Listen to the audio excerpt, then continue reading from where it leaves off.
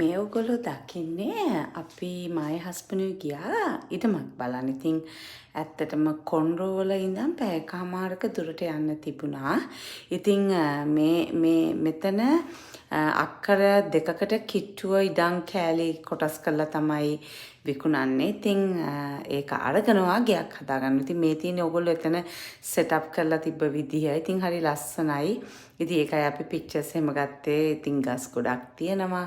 ඉතින් මෙතන ගොඩක් බිල්ඩර්ස්ලා හිටියා. ඒ වගේම අපිට ෆුඩ් ට්‍රක් ඇවිල්ලා තිබ්බා. ඉතින් අපිට කූපන් එකක් තිබුණා කෑම ගන්නත්. ඉතින් මේ හැම බිල්ඩර් කෙනෙක් ගාවට මම ගියා. මොකද මම රියල්ටර් කෙනෙකුත් නේ. ඉතින් මේ වගේ දේවල් දැනගන්න එක හොඳයි. ඉතින් මෙතන ඇවිල්ලා හිටියා කැංගරු කෙනෙක්. ඉතින් එයාව ඕස්ට්‍රේලියාවෙන් ගෙනාපු පුංචි පැටියෙක්. ඉතින් මේ බබා ඒක ඇතුළට වෙලා හොඳට සෙල්ලම් කරා. ඉතින් ඒ වගේම මම හිතන්නේ මේ එළුවෙක් තමයි හිටියේ.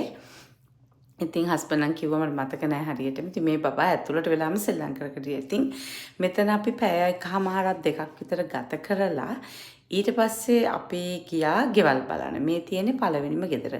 මම මේකට ගොඩක් කැමති වුණා. ඉතින් මේ තියෙන මොඩල් හෝම් එකක් ඒගොල්ලන්ගේ. ඉතින් ඒ විදිහට හදන්න පුළුවන් අපිට ඕන නම්. එහෙම නැත්නම් ඒගොල්ලන්ගේ තියෙන වෙන මොඩල් එකක් තෝරලා අපිට ඕන වෙනස්කම් කරගෙන ගොඩක් වෙනස්කම් කරන්න බෑ මේ විදිහට යනකොට කොටසක් පමණයි වෙනස්කම් කරන්න පුළුවන්.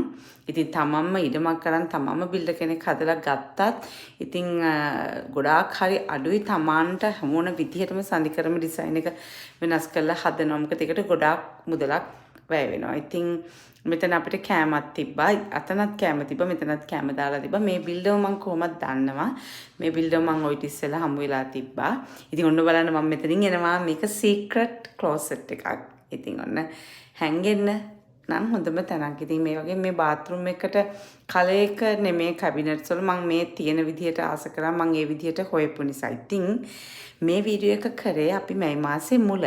අපි දැන් වැකේෂන් ඇවිල්ලා ඉන්නේ. මම තව ලස්සන වීඩියෝ එකකින් ඔයගොල්ලම හමු වෙන්නම්. බයි බයි.